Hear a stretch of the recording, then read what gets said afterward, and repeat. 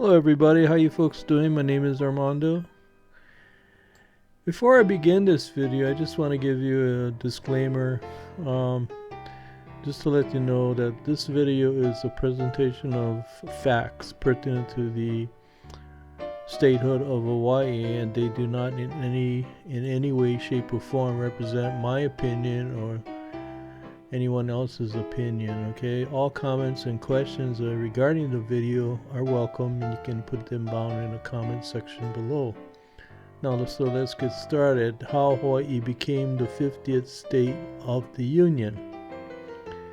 Now, prior to 1959, Hawaii was an organized, incorporated territory of the United States. The territory was established in 1900 by what's called the Hawaiian Organic Act, and I'll explain more about that in a bit. In 1946, the United Nations listed Hawaii as a non-self-governing territory under the administration of the United States. Also listed as non-self-governing territories under the jurisdiction of the United States were Alaska Territory, American Samoa, Guam, the Panama Canal Zone, Puerto Rico, and the Virgin Islands. Okay, now let's talk about the Hawaiian Organic Act, and that was enacted on April 30th of 1900. It was an Organic Act enacted by the United States Congress to establish the territory of Hawaii and to provide a constitution and government for the territory. The act was replaced by the Hawaiian Emissions Act on August 21st, 1959, when the territory was admitted to the Union as the state of Hawaii. Okay? Now, the Admission Act, formerly an act to provide for the admission of the state of Hawaii into the Union, and that was enacted on March 18th of 1959, is a statute enacted by the United States Congress and signed into law by President Dwight D. Eisenhower, which dissolved the territory of Hawaii and established the state of Hawaii as the 50th state to be admitted into the Union. Statehood became effective on August 21st, 1959. And Hawaii still remains the most recent state to join the United States. Okay, now I'm showing you some what the Hawaii Admission Act was. It's Hawaii statehood. It is enacted by the 86th United States Congress on March 18, 1959, and there was a lot of legislative history regarding that. Okay. Now, let's move forward.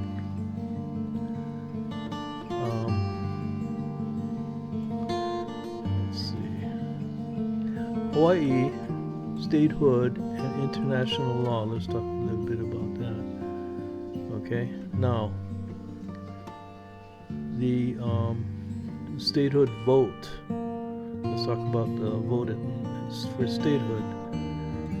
Out of a total population of 600,000 in the islands and 155,000 registered voters, 140,000 votes were cast, the highest turnout ever in Hawaii. And the vote showed approval rates of at least 93% by voters on all major islands. Okay? Of the approximately 140,000 votes cast, fewer than 8,000 rejected the Admission Act of 1959. Okay, so there was an official ballot that was given, and there were there were three propositions, and Proposition 1 asks, shall Hawaii be immediately admitted into the Union as a state? And then Propositions 2 and 3 refer to the boundaries and provisions approved by the U.S. Congress on March 18th of 1959. Okay. Now let's talk about the first proposition, Proposition 1. 132,773 voted in favor, while 7,971 voted against statehood. Now, Propositions 2 and 3 were also overwhelmingly approved. Okay? Now, there was still opposition to statehood. And let's talk about that. The acceptance of statehood for Hawaii was not without the share of controversy. There were Native Hawaiians who protested against statehood. Prior to admission, various bills creating a state were stalled in congressional hearings since the early 1900s. There was a fear of establishing a state with Asian American plurality. Some lawmakers worried about the addition of Hawaii's residents to the United States in light of protests and possibly split loyalties. Okay? Now, upon the election of John A. Burns from Hawaii, and he eventually became the governor of Hawaii, from the Hawaii Democratic Party as a delegate to the territory of Hawaii to Congress. Southern leaders charged that Burns' election was evidence of Hawaii as a haven for communism. Burns in 1959 would reflect on the obstacles against the statehood campaign and place more emphasis on the resistance to statehood in the islands rather than in Washington itself. So he is saying that there's more opposition in Hawaii. Burns said, and this is what he said, the reasons why Hawaii did not achieve statehood, say 10 years ago, and one could without much exaggeration say 60 years ago, lie not in the Congress but in Hawaii.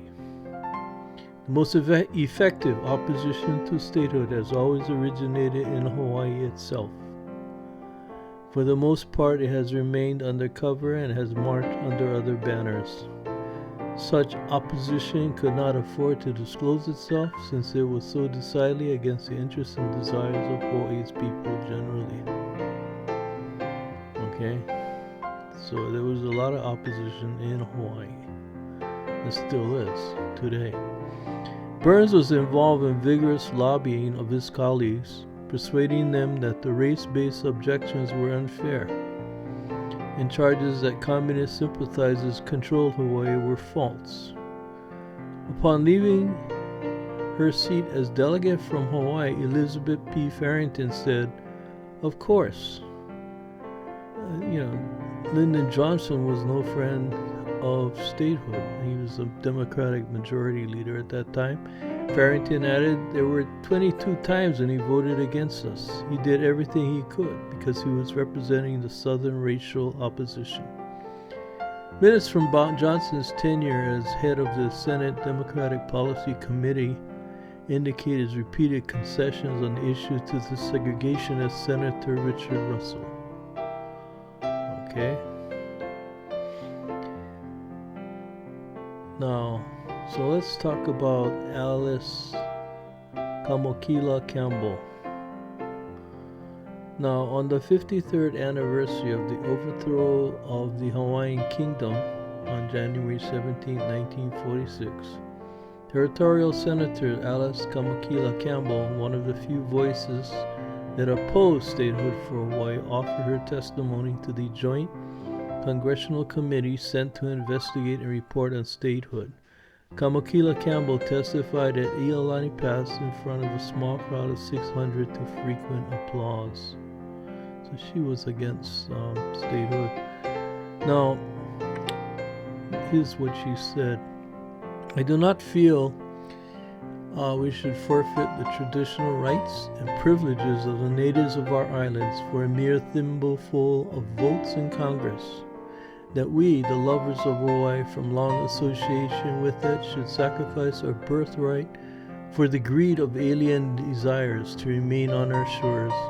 That we should satisfy the thirst for power and control of some inflated industrialists and politicians who hide under the guise of friends of Hawaii, yet still keeping an eagle eye on the financial and political pressure button of subjugation over the people in general of these islands. Well, that's what she said.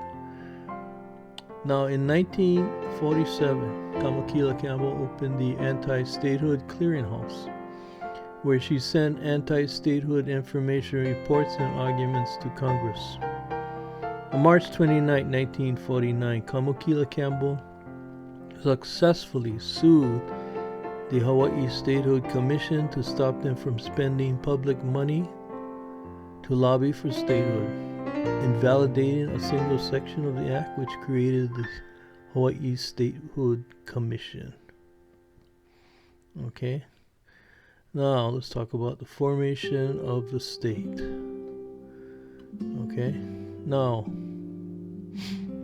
the state of Hawaii territory was defined thus in the act, and this is the act itself. The state of Hawaii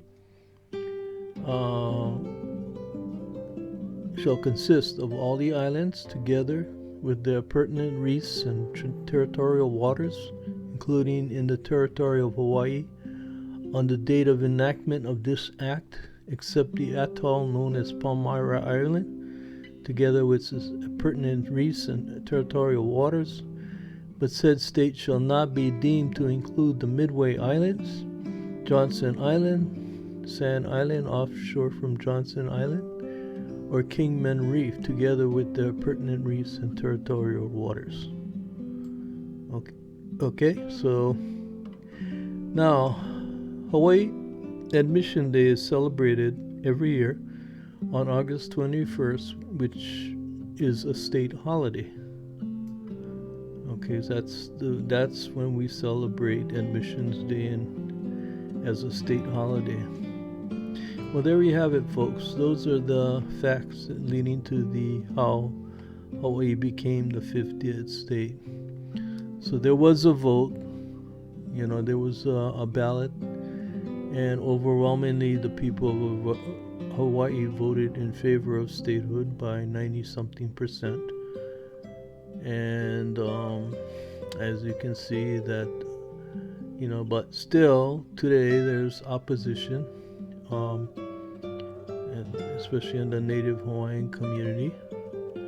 Okay, but those are the facts that led up to the Hawaii becoming a state in August 21st, 1959. Hope you enjoyed this video. Mahalo for watching, and ahui ho.